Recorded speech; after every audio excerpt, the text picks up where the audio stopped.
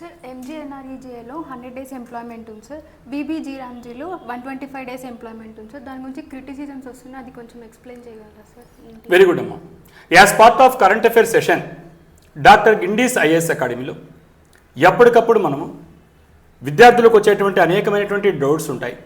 ఆ డౌట్స్ దేనికి సంబంధించి ఉండాలంటే కాంపిటేటివ్ ఎగ్జామినేషన్లో ఎస్పెషల్లీ యూపీఎస్సీ కావచ్చు, గ్రూప్ 1 కావచ్చు, గ్రూప్ 2 కావచ్చు, దీనికి సంబంధించి కరెంట్ అఫైర్స్ని డిస్కస్ చేస్తున్నాం.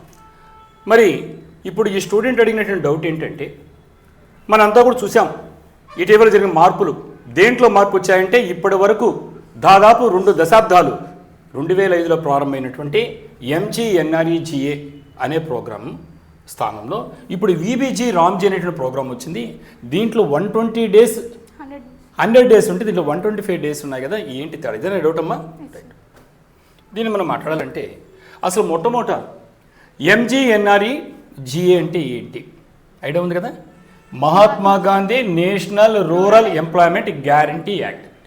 అంటే మహాత్మా గాంధీజీ అనేటువంటి పేరుతో నేషనల్ రూరల్ ఎంప్లాయ్మెంట్, జాతీయ గ్రామీణ ఉద్యోగ భద్రత ఇచ్చే గ్యారంటీ, ఉద్యోగ భద్రత ఇస్తుంది.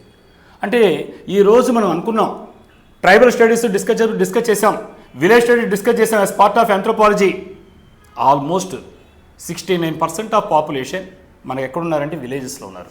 ఈ విలేజెస్ అనేది డెవలప్ అయినప్పుడు మాత్రమే, రూరల్ ఎకానమీ డెవలప్ అవుతే మాత్రమే భారతదేశం ఎకానమీ బాగుంటుంది ఉద్దేశంతో అక్కడ ఉండే వాళ్ళకి ఉపాధి లేక చాలా ఇబ్బందులు పడుతున్నారు.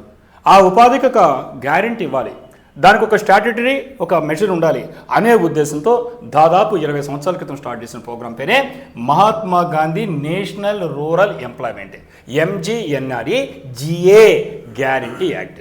మరి దీని స్థానంలో 2025 డిసెంబర్ 21వ తారీఖున మన గౌరవ రాష్ట్రపతి గారు ఆమె ఒక ఆమోద ముద్ర వేశారు, మార్పులతో కూడినటువంటి ప్రోగ్రాం.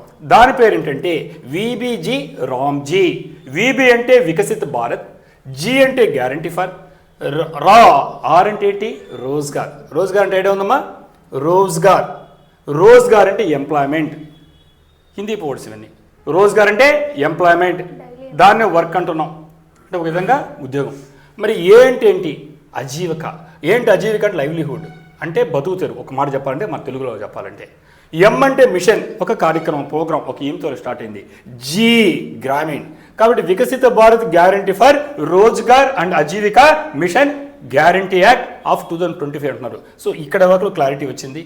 యూపీఎస్సీ ఎగ్జామ్ కానీ, గ్రూప్ 1 కానీ, గ్రూప్ 2 కానీ, ఎవరైతే ఎనీ అదర్ కాంపిటేటివ్ ఎగ్జామ్ వస్తున్నారో మనం ఖచ్చితంగా ఎక్స్పెక్ట్ చేసేటువంటి బిట్స్ దీంట్లో నుంచి రావడానికి అవకాశం ఉంది. డిస్క్రిప్టివ్ ప్యాటర్న్లో కూడా ఈ డేటాని మీరు ఇన్కార్పొరేట్ చేయడానికి వస్తుంది. కాబట్టి ఇప్పుడు ఈ అమ్మాయి అడిగినటువంటిది ఏంటంటే, సార్ ఇక్కడేమో 100 days ఉంటే ఇక్కడ 125 days అన్నారు, దీనికి తేడా అడిగో మొత్తం డిస్కస్ చేయబోతున్నామ్మా. ఒక్కసారి మంచి ప్రోగ్రాం చూద్దాం. మొట్టమొదటినటువంటి ఎంజీఎన్ఆర్ఈజీఏ కింద ఇప్పుడు మనం అడిగినటువంటి స్టూడెంట్ ఏమైతే డిస్కస్ చేశారో ఇక్కడ మనం మొట్టమొదటి చూడాల్సింది ఏంటంటే 100 days ప్రోగ్రామ్ నువ్వు అడిగినావు. ఇక్కడ 100 days ఉంది అంటే వేజ్ ఎంప్లాయ్మెంట్. అంటే నీ రోజు నీకు ఖచ్చితంగా నీకు వేజ్ ఎంప్లాయ్మెంట్ చూపిస్తున్నారు, ఉద్యోగ భద్రత స్టాట్యూటరీ మెజర్ ఇది. ఇక్కడ ఏం చేస్తారంటే 125 days. అప్పుడు బెనిఫిటే కాదా? ఎన్ని రోజులు పెరిగింది?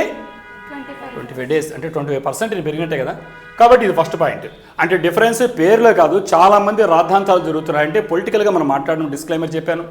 మనమంతా కూడా యూపీఎస్సీ ఆస్పిరెంట్స్గా, కాంపిటేటివ్ ఎగ్జామ్ రాసేవాళ్ళగా మనకు రాజకీయాలతో పని లేదు. ఇక్కడ ఉండేటువంటి ఎగ్జామినేషన్ పాయింట్ ఆఫ్ వ్యూలో మాట్లాడుతున్నాం. ఇక్కడ ఉండేటువంటిది 100 days అనుకుంటే ఓల్డ్ స్కీమ్లో ఎంజీఎన్ఆర్ఈజీఏ కింద ఇక్కడ ఎంత కల్పిస్తుందంటే 125 days, అంటే ఒక 25 days అంటే 25% ఎక్స్ట్రాగా ఒక భద్రతనిచ్చింది.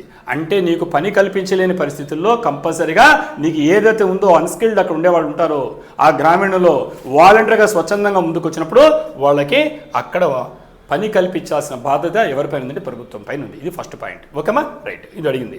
సెకండ్, దీంతో పాటుగా ఇంకొన్ని అంశాలు మాట్లాడాలనుకుంటున్నాం. మొట్టమొదటి ఎంజీఎన్ఆర్ఈలో ఏముందంటే మల్టిపుల్ అండ్ స్కాటర్డ్ కేటగిరీస్ ఉన్నాయి. అంటే పని కల్పించాలి. ఎట్లా కల్పించాలి మీకు నేను పనిని? అక్కడ ఏదో వర్క్ ఉండాలి కదా. ఈ వర్క్ ఇంతకుముందు ఎలా ఉండేదంటే మల్టిపుల్గా అనేకం ఉన్నాయి, స్కాటర్ అయిపోయినాయి. అంటే ఈ వర్క్ ఆ వర్క్, ఏ వర్క్ అంటే ఆ వర్క్ చేసేవాళ్ళు. ఇప్పుడు ఏం చేసిందంటే క్లియర్లీ డిఫైన్డ్ ప్రయారిటీ ఏరియాస్, క్లియర్గా ఒక 4 areasని చేశారు. అంటే వాటర్ సెక్యూరిటీ కానీ, అలాగని రూరల్ ఇన్ఫ్రాస్ట్రక్చర్ కానీ, లైవ్లీహుడ్ కానీ, క్లైమేట్ రెసిలియన్స్, ఈ 4 categories క్లియర్గా ఉన్నాయి. ఇప్పుడు తేడా అర్థమైంది. రెండో పాయింట్. కాబట్టి పేరు మారడం కాదు గుర్తుపెట్టుకోవాల్సింది. ఇక్కడ మొట్టమొదటి దాంట్లో 100 డేస్ ఉంటే ఇక్కడ 125 డేస్ అయినాయి.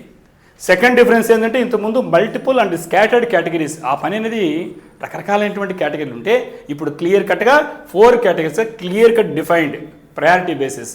సో ఏంటంటే వాటర్ సెక్యూరిటీ ఇవి డిస్కస్ చేయబోతాం. వాటర్ సెక్యూరిటీ, రెండు వచ్చి rural reconstruction, next livelihood and climate resilience. Next ఏంటంటే ఇక్కడ మనం ఈ ఫండ్స్ గురించి చూసినప్పుడు ఇక్కడ ఈ సెంటర్ మీద ఆధారపడింది టోటల్గా. ఇప్పుడు ఎలా ఉంటుందంటే స్టేట్ కాస్ట్ షేరింగ్ ఇది డిస్కస్ చేయబోతాం. సెంటర్ స్టేట్ డిఫరెంట్ దాంతో డిస్కస్ చేయబోతున్నాయి, షేర్ చేసుకోబోతున్నాయి. ఇది థర్డ్ది. నెక్స్ట్ ఫోర్త్ వన్ ఏంటంటే ఇక్కడ చెప్పాలి no express statutory pass window. అవును, ఎప్పుడు ఆపాలి? ఎప్పుడైనా చేయొచ్చు. అంటే ఖచ్చితంగా పని కల్పిస్తా ఉన్నాం, ఎన్ని రోజులు కల్పిస్తా ఉన్నాం ఓల్డ్ స్కీమ్లో 100 డేస్. కానీ ఆ టైంలో ఏమవుతుందంటే వేరే చోట వ్యవసాయ పనులకి వీళ్ళు దొరికేవాడు కదా లేబర్, ఎందుకంటే అక్కడ మధ్యలో డిస్టర్బ్ అవుతున్నారు. ఇప్పుడు క్లియర్ కట్గా ఏం చేశారంటే ఇక్కడ స్టాట్యుటరీగా ఏమి ఇచ్చాడంటే టోటల్గా ఇక్కడ 60 days states can notify up to 60 days in a financial when work will not be executed. అంటే అక్కడ వీళ్ళు 60 రోజులు మటుకు ఖచ్చితంగా పాస్ చేస్తారు. ఎప్పుడు పాస్ చేస్తారనేది ఇప్పుడు డిస్కస్ చేయబోతున్నాం. ఉదాహరణకి సోయింగ్ సీజన్, హార్వెస్ట్ సీజన్ రెండు ఇంపార్టెంట్. సోయింగ్ అంటే ఏంటి? సీడింగ్, విత్తనాలు వేస్తారు, రైతులు తెలుసు తెలుగులో మనకి. ఆ టైంలో వీళ్ళు ఎంజీఎన్ఆర్ఏ పదం కింద ఆ పని చేసేటప్పుడు ఫార్మర్స్ దెబ్బతింటారు, ఎందుకంటే కూలి వాళ్ళు దొరకరు వీళ్ళకి. సో 60 రోజులు ఆ సీజన్ ఆపేస్తారు, వీళ్ళకి ఇవ్వరు. అప్పుడు వాళ్ళు ఎక్కడికి వెళ్తారు? ఖచ్చితంగా ఫార్మర్స్ దగ్గరికి వెళ్తాడు. అలాగనే వీళ్ళు ఏం చేస్తారంటే హార్వెస్టింగ్ అంటే ఏంటి? పంట ఇప్పుడు సంక్రాంతి, మనం సంక్రాంతి జరుపుకుంటున్నాం, పంటలు చేతికి వస్తాయి, అప్పుడు కూడా కూలి వాళ్ళతో నాకు కావాల్సినటువంటి ఉంటారు. ఈ పథకం కింద ఇంతకుముందు ఏం జరిగేవాళ్ళంటే వీళ్ళు దొరక ఇబ్బంది పడే రైతులు ఆ గొడవ లేకుండా 60 డేస్ని పాస్ పీరియడ్ అంటాడు. అంటే ఇక్కడెక్కడ కూడా స్టాట్యుటరీగా తప్పని పరిస్థితి చట్టపరంగా లేనప్పుడు ఇక్కడ సంస్థాగతంగా చట్టపరంగా ఒక పాస్ పీరియడ్ కూడా ఇచ్చాడు, 60 డేస్ హోల్డ్ చేయొచ్చు అనమాట. నెక్స్ట్ సో అలాగనే చూసినప్పుడు ఇక్కడ డిమాండ్ బేస్డ్ ఫండింగ్ ఉండింది. ఇక్కడికి వచ్చేకలికి నార్మేటివ్ ఫండింగ్ అంటారు. సో మీరు ఎకనామిక్స్లో ఆల్రెడీ చదువుంటారు మీరు. నార్మేటివ్ ఫండింగ్ అంటే ఏంటి, డిమాండ్ బేస్డ్ ఫండింగ్ అంటే ఏంటి? అంటే డిమాండ్ బేస్డ్ ఫండింగ్లో అన్ప్రెడిక్టబుల్గా ఉంటాయి ఫండింగ్. ఇక్కడ ఏంటంటే క్లియర్ కట్ ప్లానింగ్ ఉంది, ఒక బడ్జెట్ అలాకేషన్ ఉంది, అందువల్ల నీకు ఇది సజావుగా జరగడానికి అవకాశం ఉంది. ఇది చాలా ఇంపార్టెంట్ పాయింట్స్ ఇవన్నీ కూడా. ఇక్కడ డిమాండ్ బేస్డ్ ఫండింగ్ అంటే అన్ప్రెడిక్టబుల్ అలాకేషన్, ఎంతసేపు తెలియదు. ఇక్కడ ఎలా ఉందంటే budget while protecting the employment గ్యారంటీని భద్రతిస్తూ మిగతా సెంట్రల్ గవర్నమెంట్ స్కీమ్స్ ఎలా ఉన్నాయో ఇలా దీన్ని నార్మేటివ్ ఫండింగ్ అంటారు. సెంట్రల్ గవర్నమెంట్ వాటి అన్నిటి స్కీమ్స్లో నార్మేటివ్ ఫండింగ్ ఉంటుంది. అలాంటి తీసుకురావడం వల్ల ఇక్కడెక్కడ అన్ప్రెడిక్టబుల్ లేదు, ఉద్యోగ భద్రతకు హామీ ఇస్తూనే జరుగుతుంది. ఇది కూడా ఇంపార్టెంట్. నెక్స్ట్ వచ్చేకలికి ఇక్కడ గ్రామ పంచాయత్ అనేది ఏమవుతుందో ఇక్కడ సెంటర్గా ఉంది దేంట్లో ఓల్డ్ స్కీమ్లో. ఇక్కడ ఏం చేస్తారంటే ఇక్కడ institutionalised convergence and infrastructure planning. కాబట్టి టోటల్గా భారతదేశంలో ఉండేటువంటి గ్రామ పంచాయతీ ప్లానింగ్ చేస్తున్నప్పటికీ ఇక్కడ సెంటర్ కంట్రోల్లోకి వచ్చేసింది. సో అందువల్ల ఏమవుతుంది ఇక్కడ ఇన్స్టిట్యూషనలైజ్డ్ కన్వర్జెన్స్ అంటాం. అంటే ఒక సంస్థాగతంగా వాటికంతా ఒక రూపునిచ్చి అన్నిటిని కలిసి సమన్వయం చేసుకుంటూ కోఆర్డినేట్ చేసుకుని వెళ్తుంది. సో ఇలాగ అనేక వ్యత్యాసాలు కనిపిస్తుంటాయి. చాలామంది తెలియక ఏంటంటే ఆఫ్కోర్స్ మనం మాట్లాడకూడదు, వాటికి పేరు మారిపోయిందని వాటి గురించి మనం మాట్లాడడం కామెంట్ లేదు. సో మీరు గుర్తు అదే 120 డేస్ 125 డేస్ కన్నా దానికంటే చాలా మెజర్స్ మనకి తేడాలు కనిపిస్తున్నాయమ్మా. ఇలాంటి విషయాలు చూసినప్పుడు ఇంకా కూడా కొన్ని విషయాలు చెప్పాలి.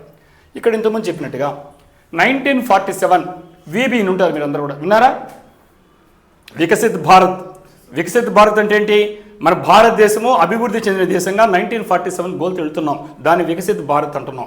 ఆ వికసిత్ భారత్ అనేటువంటి 1947 ఏమవుతుందో ఆ గోల్లో భాగంగా ఇప్పుడు చెప్పినటువంటి విబిజీ రామ్జీ అనే ప్రోగ్రామ్ స్టార్ట్ అయింది.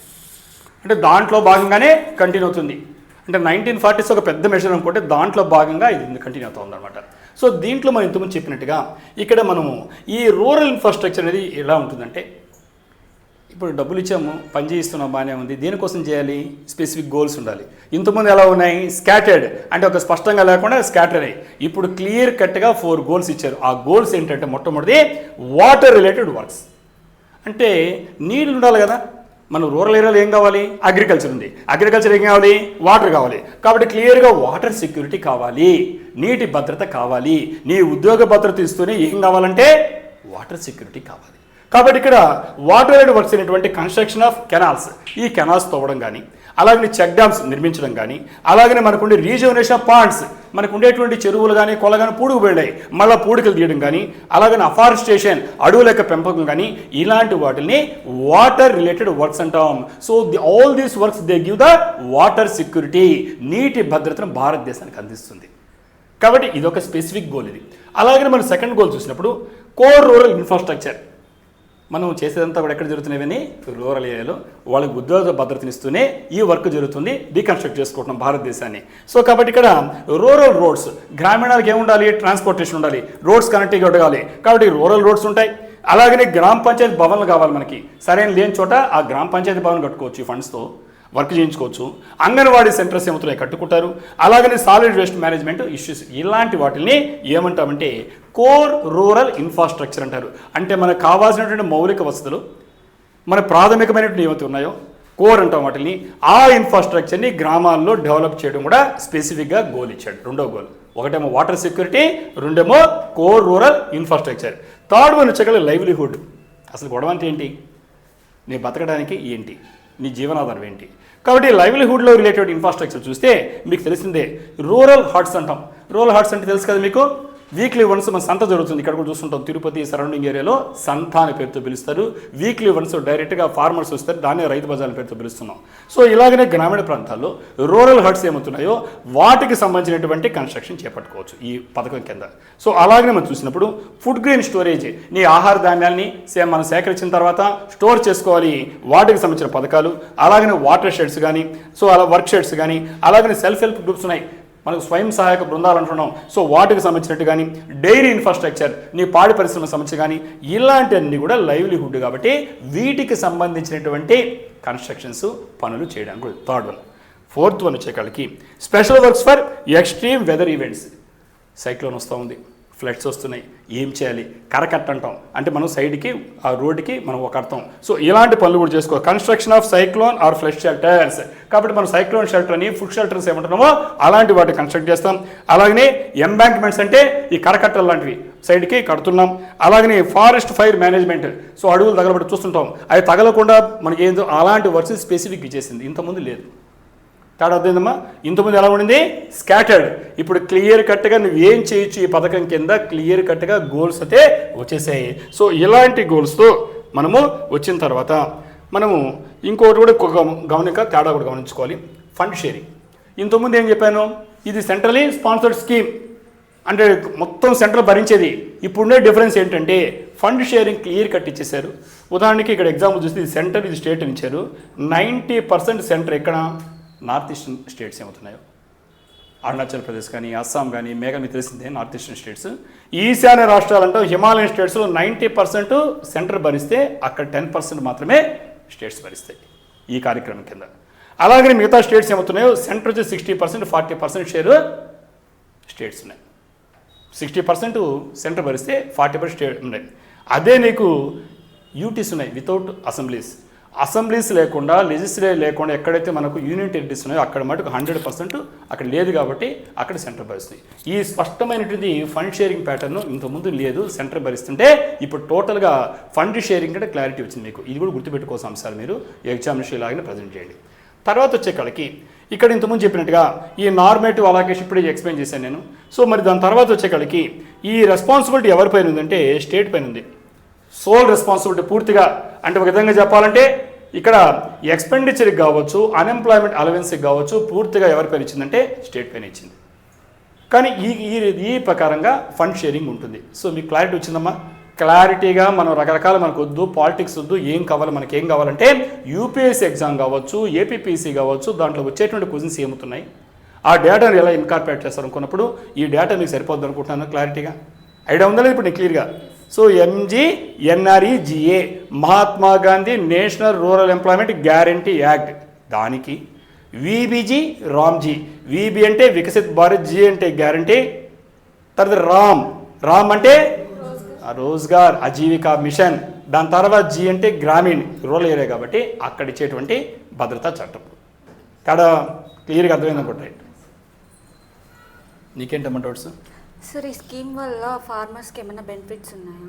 ఫార్మర్స్కి బెనిఫిట్ ఉన్నాయని అసలు ఈ స్కీమ్ జరిగేదే అసలు వాళ్ళని దృష్టిలో పెట్టుకోరు కదమ్మా. ఎందుకంటే ఎక్కడ జరుగుతుంది ఇవన్నీ, రూరల్ ఏరియా, అంతే కదా. రూరల్ ఎవరు ఉంటారు? ఫార్మర్స్ ఉంటారు, మళ్ళీ ఎంప్లాయీస్ ఉండరు. కాబట్టి అక్కడ ఉండేటువంటి జరిగినటువంటి రీకన్స్ట్రక్షన్ వల్ల ఆ రూరల్ ఏరియా ఎవరు ఉంటారు? మన ప్రొఫెషన్ ఏంటి? వ్యవసాయం, అగ్రికల్చరు. డెఫినెట్గా ఈ స్కీము అన్ని రకాల యాంగిల్ దృష్టిలో పెట్టుకుని తయారు చేశారు.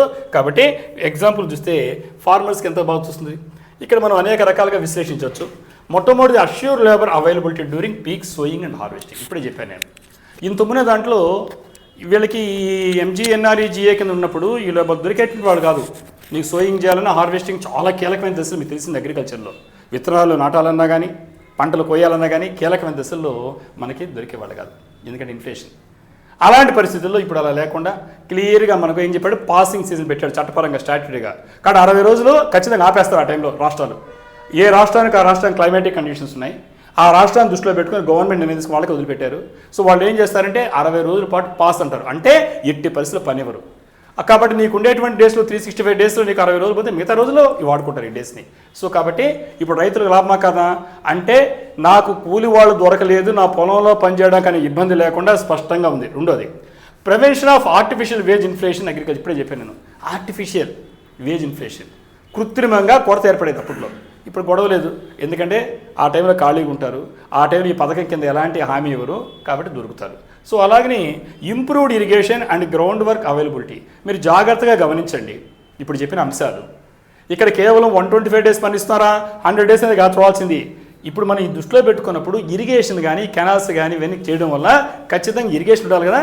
కాబట్టి ఈ గ్రౌండ్ వాటర్ అవైలబిలిటీ పెరుగుతుంది. చెక్ డ్యామ్స్ కానీ కెనాల్స్ కానీ ఇలా నిర్మించడం వల్ల ఇలాంటి లాభాలు ఉన్నాయి. అంటే నీకు అగ్రికల్చర్ రైతులకి. అలాగనే బెటర్ కనెక్టివిటీ అండ్ ఇక్కడ storage reducing post harvest process. ఇంతకుముందు పంటలు చేతికి వచ్చిన తర్వాత కూడా వాళ్ళ కనెక్టివిటీ లేదు. ఇప్పుడు ఏమవుతున్నాయి, రోడ్స్ నిర్మిస్తున్నాం అంటే నీ రూరల్ నుంచి అర్బన్కి కనెక్టివిటీ ఉంది. కాబట్టి అదేవిధంగా స్టోరేజ్ ఉంది, ఈ కడుతున్నాము 4 రకాల స్పెసిఫిక్ గోల్స్ వల్ల.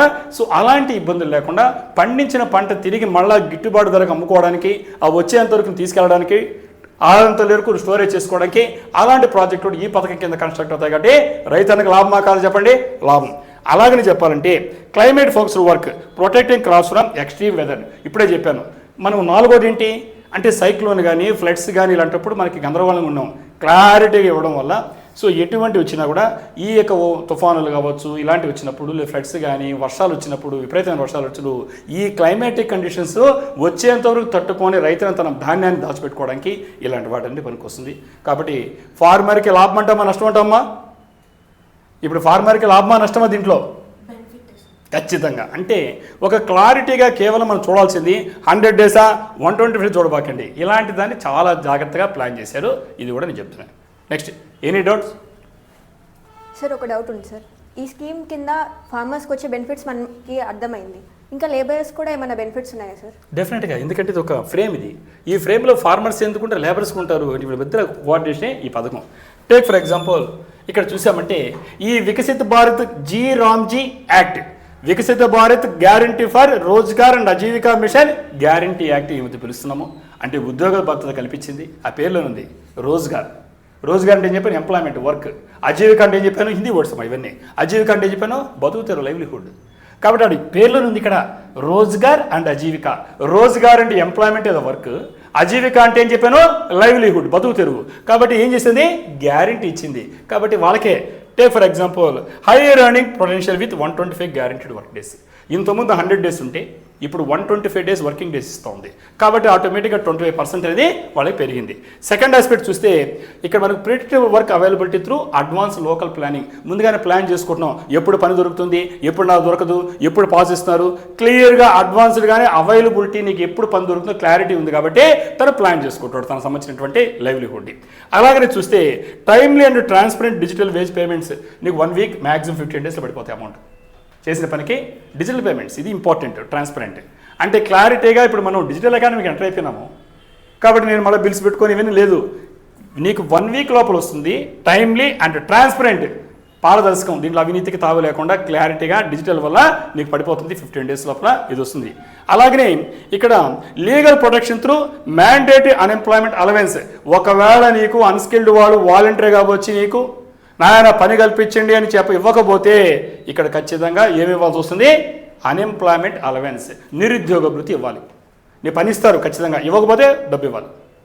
నీ పని ఇవ్వలేనందుకు మాది బాధ్యత, చట్టపరమైనటువంటి భద్రత ఉంది. అప్పుడు లాభమా నష్టమా?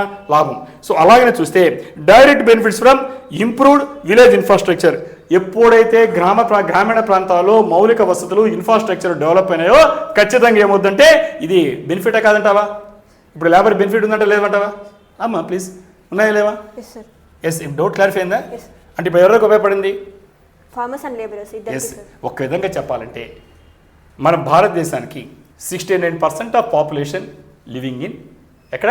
విలేజెస్. అదే చెప్పిన విలేజ్ ఇండియా. మన భారతదేశంలో గ్రామీణ ప్రాంతంలోనే మొత్తం ప్రజలు ఉన్నారు. 69% మెజారిటీ ప్రజలు అక్కడే ఉన్నారు. కాబట్టి డెమోక్రసీలో మనం ఏం మాట్లాడుతుంటే మెజారిటీ ఎక్కువ దాన్ని అనుకున్నప్పుడు మరి గ్రామాలు డెవలప్ చేయడానికి పెట్టినటువంటిది. కాబట్టి ఇక్కడ పాలిటిక్స్ ఎప్పుడు నడుస్తుంటాయి. కాబట్టి ఇక్కడ మన పాలిటిక్స్తో పని లేదు.